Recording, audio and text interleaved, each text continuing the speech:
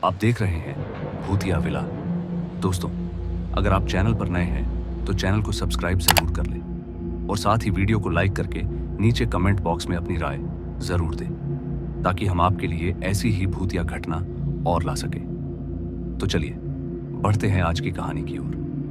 दोस्तों, यह बात है सन 1990 की, जब मैं अपने कुछ खास दोस्तों के साथ जयगढ़ गांव के लिए निकला था।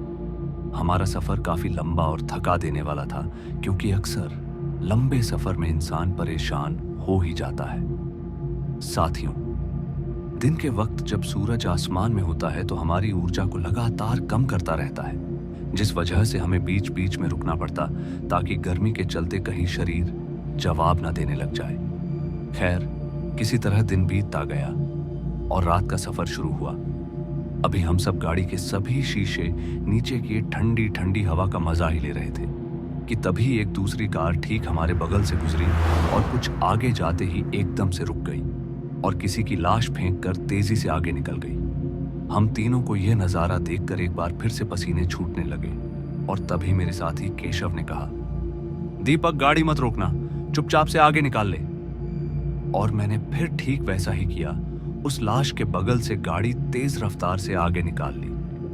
उस लाश के बगल से निकलने के बाद हम तीनों काफी डरे हुए थे, यहां तक कि अब तो हम तीनों ने आपस में बात करना भी बंद कर दिया था। मगर फिर कुछ देर बाद मैंने चुप्पी तोड़कर उनकी तरफ देखते हुए कहा, लगता है तुम दोनों उस लाश को देखकर कुछ ज्यादा ही डर गए हो। इस पर रमेश घबराते हुए बोला, हाँ, डर तो लगता है, जैसे तू तो बड़ा ही बहादुर है ना। इस पर मैं थोड़ा हंसते हुए बोला, तू यार इतना नाराज क्यों हो रहा है, जो हुआ उसे भूल जा। मैंने इतना कहा ही था कि एक बार फिर से सेम वही गाड़ी हमारे बगल से निकली और एक और लाश सड़क पर गिराते हुए आगे निकल गई। ये देखकर हम तीनों इस बार बहुत ही ज्यादा डर गए। तभी रमेश हकलाते हुए बोला, यह कौन है यार जो हमारी गाड़ी के आगे लाशें बिछाए जा रहा है।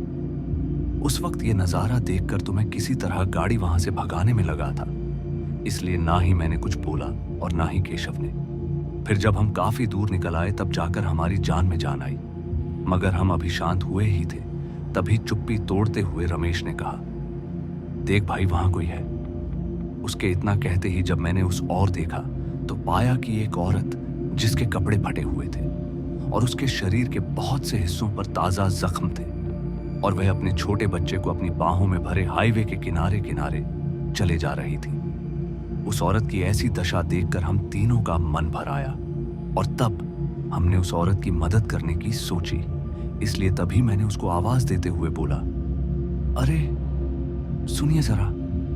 मेरे आवाज देते ही वह एक पल को रुकी और पीछे पलट कर देखा, मगर पता नहीं क्यों वह हमें देखते ही वहां से भागने लगी। मगर उसके पैरों में भी काफी चोट लगी हुई थी, जिस वजह से वह लंगड़ा कर चल रही थी। ये देखकर मैंने तुरंत ही गाड़ी साइड में लगाई और कार से उतरकर तेजी से उसके पास गया और उसे कहने लगा, आप डरिए मत, हम आपकी मदद करना चाहते हैं। आप हमारे साथ चलें, हम आपको अस्पताल पहुंचा देते हैं। मैं उस औरत से लगातार बोले जा रहा था तो वहीं वह चुपचाप मेरे चेहरे को निहारे जा रही थी।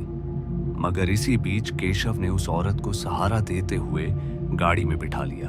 गाड़ी में बैठते ही हम वहां से अस्पताल की तलाश में निकले।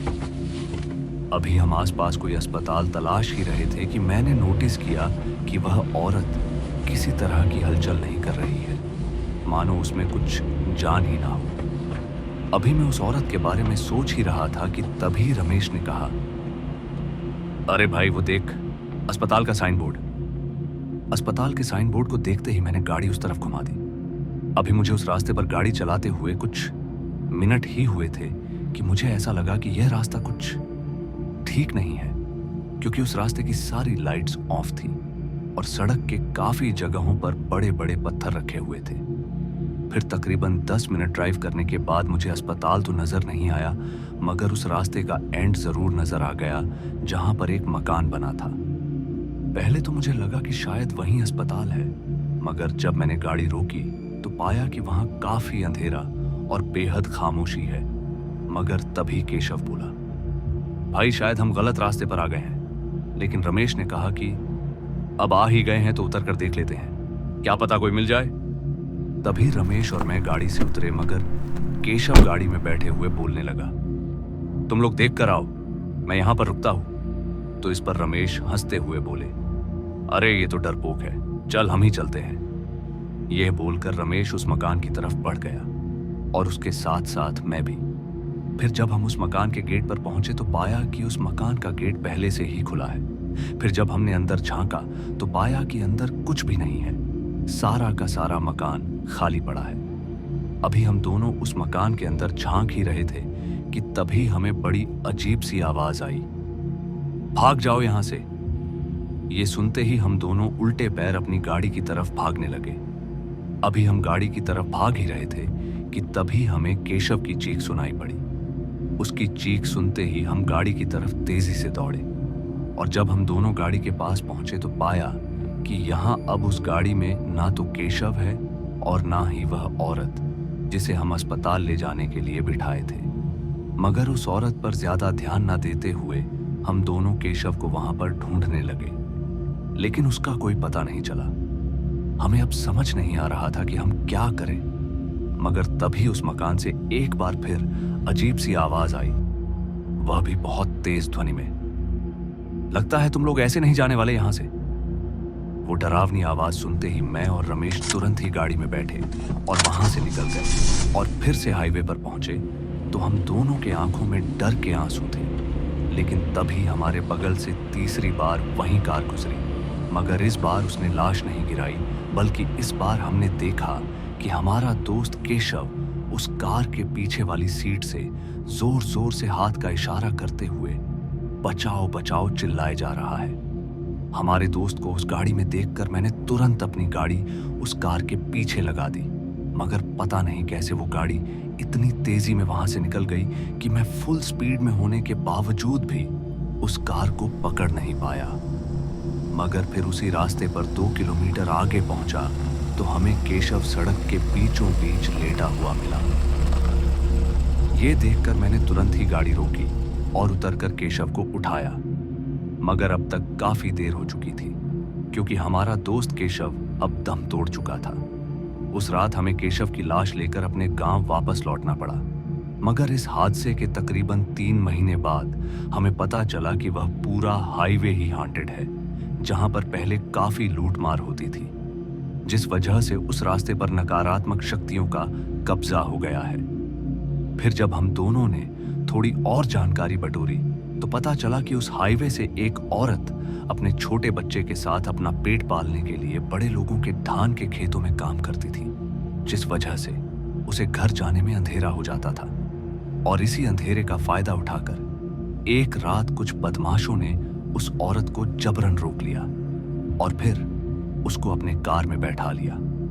उसके बाद रास्ते में ही उन सभी बदमाशों ने कोई दया न दिखाते हुए उसके छोटे से मासूम बच्चे को चलती गाड़ी से फेंक दिया और उसके बाद उस औरत के साथ गलत काम किया। जब उन बदमाशों का जी भर गया तो उस औरत को भी चलती कार से नीचे फेंक दिया। कहते हैं कि वह औरत कार से नीचे गिरने के बाद वापस अपने बच्चे के लिए दौड़ी, मगर जब वह अपने बच्चे के पास पहुंची तो उसका बच्चा मर चुका था और इस वजह से वह औरत अपने बच्चे के गम में मर गई और उसकी मौत के कुछ दिनों बाद ही वह औरत उस हाईवे पर दिखने लगी और लोगों को चलती गाड़ी से मार मार कर उनकी लाशें फेंकती है। तो दोस्तों, आज की इस कहानी में बस इतना ही, और मैं आपका दोस्त जल्द मिलूंगा एक ऐसी ही और डरावनी कहानी के साथ। धन्यवाद।